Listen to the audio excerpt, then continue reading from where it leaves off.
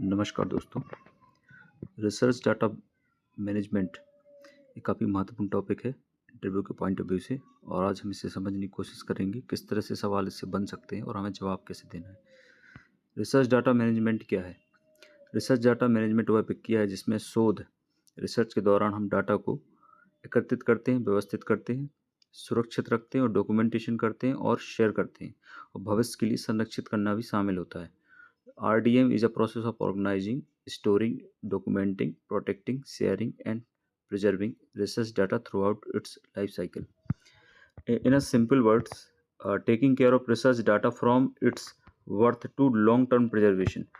मतलब डाटा के बनने से लेकर उसको सुरक्षित संरक्षण करना और पुनः उपयोग तक की पूरी देखभाल करने को हम रिसर्च डाटा मैनेजमेंट कहते हैं। जैसे कि कुछ एग्जांपल से समझें। स्टूडेंट सर्वे प्रोजेक्ट, एक स्टूडेंट है जो एक सर्वे कंडक्ट कर रहा है, reading habits of college student. तो उसने कुछ डाटा कलेक्ट किया, 500 रिस्पॉन्सेस कलेक्ट करे, एक्सेल फाइल बनाई, इंटरव्यू रिकॉर्डिंग करी, फोटोज ली, ये सारा उसने कलेक्ट किया। अब विदाउट प्रॉपर मैनेजमेंट फाइल में गेट लॉस्ट, उसकी फाइल खो सकती है, डाटा डुप्लीकेट हो सकते हैं, रिजल्ट में भी अनरिलायबल। अगर उनका प्रॉपर मैनेजमेंट नहीं करता तो ये सारी चीज़ें हो सकती हैं। विथ RDM रिसर्च डाटा अगर मैनेजमेंट करेगा तो फाइल नेम्ड प्रॉपर्टी, फाइल का उसका प्रॉपर नाम देगा, डाटा का बैकअप रखेगा, मेटा डेटा क्रिएट करेगा और डाटा बाद में यूज भी कर सकता है। तो इसी प्रक्रिया को हम रिसर्च डाटा मैनेजमेंट कहते हैं। सपोज दूसरा example, suppose a librarian conduct research on use of digital library resources by student. So data collection में वो क्वेश्चन एरिया कलेक्ट करता है, गूगल फॉर्म रिस्पॉन्सेस कलेक्ट करता है, interview recordings, statistical reports. Librarian files stores files systematically, creates Meta data, backup data and document methodology. तो librarian क्या करता है, इसको जो जितनी भी फाइल है वो सिस्टमेटिकली स्टोर करके रखता है, उसका मेटा डेटा क्रिएट करता है। या मेटा डेटा ऐसा होता है जैसे कोई बुक है तो बुक का कोई ऑथर है, बुक का कोई एडिशन है, बुक का कोई टाइटल है, तो ये सारा जो आइटम रहता है वो मेटा डेटा कहता है। डेटा अबाउट डेटा, एक ऐसा डेटा जो डाटा के बारे में बताता है। Backups data document methodology, this is RDM। तो यह एक RDM का एग्जांपल है। जब हम किसी चीज़ को सिस्टमेटिकली कलेक्ट करते हैं, ऑर्गेनाइज करते हैं, मैनेज करते हैं और उसको फ्यूचर के लिए वापस यूज करने लायक बनाते हैं तो उसको हम RDM बोलते हैं। अब सवाल ये आता है कि हमको RDM की क्या ज़रूरत है? इसलिए ज़रूरत है, एक क्वेश्चन आपसे पूछा जा सकता है कि why we need research data management, हमें रिसर्च डाटा मैनेजमेंट जानना क्यों ज़रूरी है? पहला, to prevent data losses. To prevent data loss, research store data only on laptop, laptop crashes, entire research data is lost. जैसे कि कोई भी डाटा अगर आप अपनी पर्सनल डिवाइस में रखते हैं या लैपटॉप में रखते हैं तो वह खो सकता है, पूरी आपकी रिसर्च खो सकती है।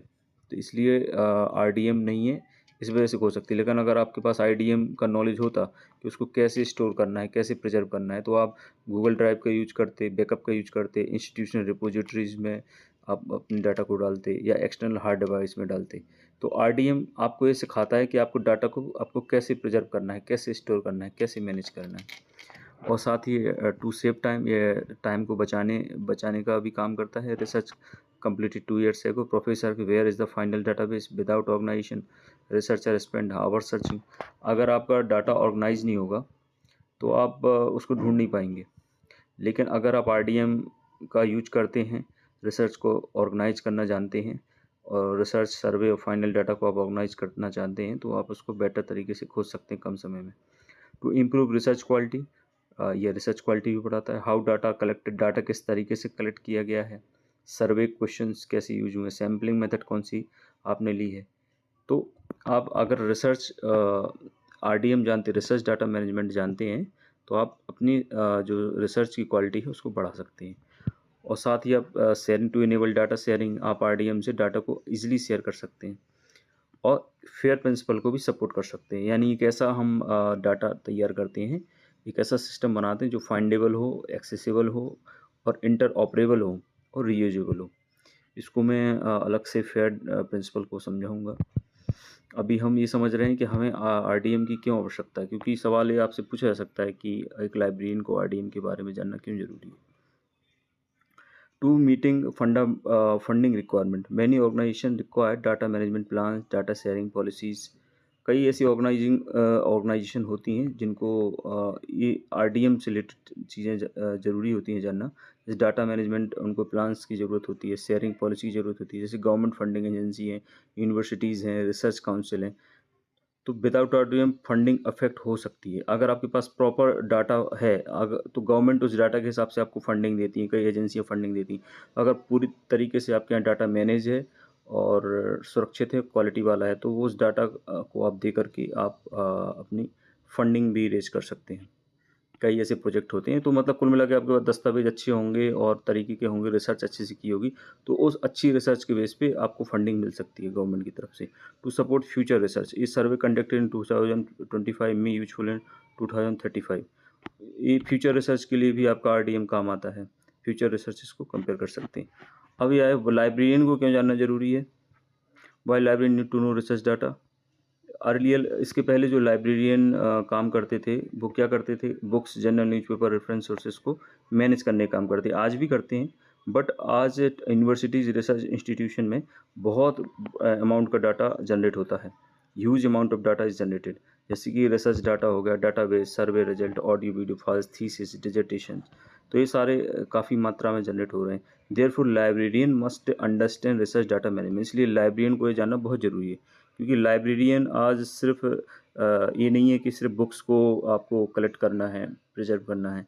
यह और भी आगे की बात हुई कि रिसर्च का डाटा जितना जनरेट हो रहा है उसको हमें सही तरीके से कलेक्ट करना है, प्रिजर्व करना है, रीयूजेबल बनाना है। तो फाइनली अब रिसर्च डाटा हम समझ चुके हैं। Research data management is a process of collecting, organising, documenting, storing, preserving and sharing and reusing research data. अब librarian, why does a librarian need to know RDM. अब देखिए, वही क्वेश्चन इस तरीके से आपको पूछा गया तो आप कई पॉइंट्स में जवाब दे सकते हैं कि लाइब्रेरियाँ बिकमिंग रिसर्च सपोर्ट सेंटर, क्योंकि जो मॉडर्न लाइब्रेरीज होती हैं वो सिर्फ बुक्स को प्रोवाइड नहीं करती बल्कि वो रिसर्च एक्टिविटी को भी सपोर्ट करती हैं, इसलिए लाइब्रेरियन को ये जानना ज़रूरी है। जैसे कि एग्जांपल के तौर पे एक पीएचडी स्कॉलर है, वो पूछता है how how should I store और share my research data, the librarian should be able to guide the researcher. तो लाइब्रेरियन उसको रेफरेंस सर्विस दे सके, उसको बता सके कि उसको किस तरीके से अपनी रिसर्च को स्टोर करना है और डाटा को शेयर करना है। लाइब्रेरियन मैनेज इंस्टीट्यूशनल रिपोजिटरी, साथ ही लाइब्रेरियन को कई सारी इंस्टीट्यूशनल रिपोजिटरीज भी मैनेज करनी पड़ती हैं। जैसे कि thesis, many university maintain institutional repository containing thesis, dissertation, research paper and database. ज़्यादा यूनिवर्सिटीज़ में इंस्टीट्यूशनल रिपोजिटरीज होती हैं जो thesis, dissertation, research paper, database को कलेक्ट करती हैं। RDM help library manage the resource, अगर आपको आरडीएम की जानकारी है तो आप उनको अच्छे से प्रॉपरली मैनेज कर पाएंगे। Library are metadata expert, library metadata expert होते हैं। तो metadata is a foundation of RDM, RDM का फाउंडेशन है। Libraries already work with MARC 21 RDA W code subject heading. तो लाइब्रेरी ऑलरेडी इनके साथ काम करते हैं, इनका यूज करते हैं, इसलिए लाइब्रेरी को naturally RDM research data management suitable होता है। अब मेटा डेटा आप जानते ही हैं कि किसी डेटा को डिस्क्राइब करने के लिए जो डेटा यूज करते हैं।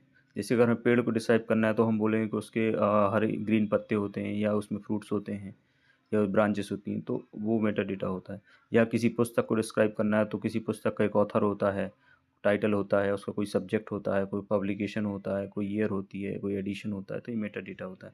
Research funding agency require data management, ये सब पॉइंट हम देख चुके हैं। फेयर प्रिंसिपल को सपोर्ट करना चाहिए। यूज ऑफ आरडीएम का क्या यूज है लाइब्रेरी में, रिसर्च डाटा को मैनेज करना, इंस्टीट्यूशनल रिपोजिटरीज मैनेज करना, डिजिटल प्रिजर्वेशन करना, डाटा शेयरिंग करना, रिसर्च विजिबिलिटी। अब रिलेवेंस क्या है, रिलेवेंस है एकेडमिक लाइब्रेरीज में, इसका रिलेवेंस है फैकल्टी रिसर्च को सपोर्ट करना, पीएचडी स्कॉलर रिसर्च प्रोजेक्ट को, और यूनिवर्सिटीज़ में ETD electronic thesis and dissertation को सपोर्ट करना, research database, institutional repository. Special libraries handle scientific technical research part, digital libraries को सपोर्ट करना, neat metadata preservation, data sharing.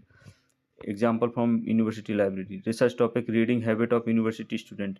तो research scholar अगर 1000 सर्वे response collect करता है, Excel seat बनाता है, ऑडियो इंटरव्यूज है उसके पास, तो लाइब्रेरियन का क्या रोल है कि ऑर्गेनाइज करना, उसको मेटा डेटा देना, क्रिएट करना और store securely, backup data and upload to repository, ensure FAIR compliance. तो लाइब्रेरियन का यही रोल होता है, कोई रिसर्चर होता है, उसका जो भी डाटा होता है उसको अच्छे तरीके से उसको ऑर्गेनाइज करें फाइलों में, और उसको लंबे समय तक उसको प्रिजर्व कर रहे हैं ताकि फ्यूचर में यूज हो जाए। तो लाइब्रेरियन थीसिस, डिसर्टेशन ये सारे कलेक्ट करता है, तो हमको ये जानना बहुत ज़रूरी है। Why should librarian learn RDM? अब इसका क्वेश्चन अगर ये पूछा गया आपसे कि क्यों सीखना चाहिए, तो आप जवाब देंगे कि आरडीएम का ज्ञान होना चाहिए क्योंकि आधुनिक पुस्तकालय शोध, डाटा रिसर्च, थीसिस, संस्थागत रिपोजिटरी डिजिटल संसाधनों का प्रबंध करते हैं। आरडीएम डेटा को व्यवस्थित, सुरक्षित, संरक्षित, पुनः उपयोगी बनाने में सहायता करता है। पुस्तकालय अध्यक्ष की भूमिका को शोध सहयोगी, रिसर्च सपोर्ट प्रोफेशन के रूप में मजबूत बनाता है। मतलब हम लाइब्रेरियन का जो मेन रोल है रिसर्च सपोर्ट प्रोफेशनल के तौर पे अब ज़्यादा हो गया है, बुक कस्टोडियन के अलावा। तो दोस्तों ये अभी एक पार्ट है और दूसरे पार्ट में मैं और भी क्वेश्चंस बताऊंगा और फेयर प्रिंसिपल भी समझाऊंगा। Thank you.